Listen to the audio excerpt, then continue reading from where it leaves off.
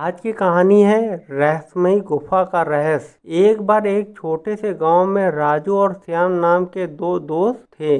वे एक साथ नई नई जगह जाना पसंद करते थे।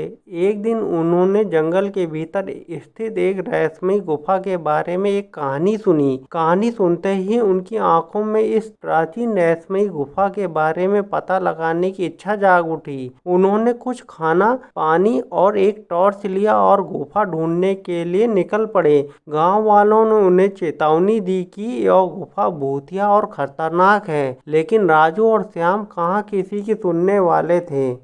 जब उन्होंने जंगल में प्रवेश किया तो देखा सूरज की रोशनी पेड़ के घने पत्तों के कारण बहुत कम जमीन तक पहुंच पा रही थी। जंगल एकदम शांत था। उनको डर भी बहुत लग रहा था, लेकिन उनकी उत्तेजना ने उन्हें आगे बढ़ाया। कभी कभार उल्लू की आवाज को छोड़कर जंगल में सन्नाटा था। अंत में वे गुफा के द्वार पर पहुंचे। गुफा बहुत बड़ी थी और जंगल से ढकी हुई थी। धड़कते दिल के साथ राजू और श्याम ने अंदर कदम रखा। गुफा के अंदर अंधेरा था। वे दोनों टॉर्च जलाकर अंदर जाने लगे। जैसे जैसे वे गहराई में जाते गए, पानी टपकने की आवाज गूंज उठी, जिससे माहौल और भी डरावना हो गया। अचानक उन्होंने एक धीमी आवाज सुनी और उन्हें अंधेरे में चमकती हुई आंखें दिखी।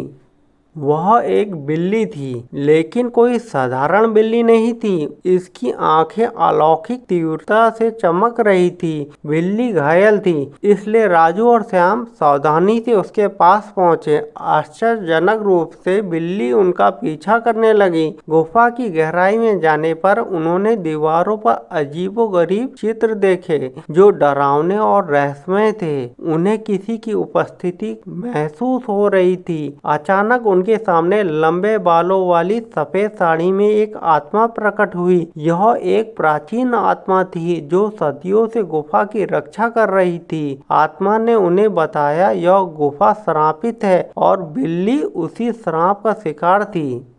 राजू और श्याम ने श्राप तोड़ने और बिल्ली को बचाने का फैसला किया। उन्हें पता चला कि ऐसा करने का एकमात्र तरीका गुफा की गहराई में छुपी एक पहेली को सुलझाना था। अपने दिमाग का इस्तेमाल करके उन्होंने पहेली को सुलझा लिया और बिल्ली को उसकी पीड़ा से मुक्त करते हुए अभिश्राप को तोड़ दिया। जैसे ही श्राप टूटा, वह आत्मा राजू और श्याम को उनकी बहादुरी और दया के लिए धन्यवाद दिया और उस गुफा को छोड़कर हमेशा के लिए चले गई। श्राप हटने के साथ ही गुफा को अपनी प्राकृतिक शांति वापस मिल गई। राजू और श्याम गुफा से निकले और नायकों की तरह गांव लौटे। गांव वालों के साथ उन्होंने अपनी अविश्वसनीय कहानी साझा की। अगर मेरी कहानी आपको पसंद आई है तो मेरे चैनल RS स्टोरी को लाइक करिए, सब्सक्राइब करिए तथा बेल आइकन में क्लिक करिए। धन्यवाद।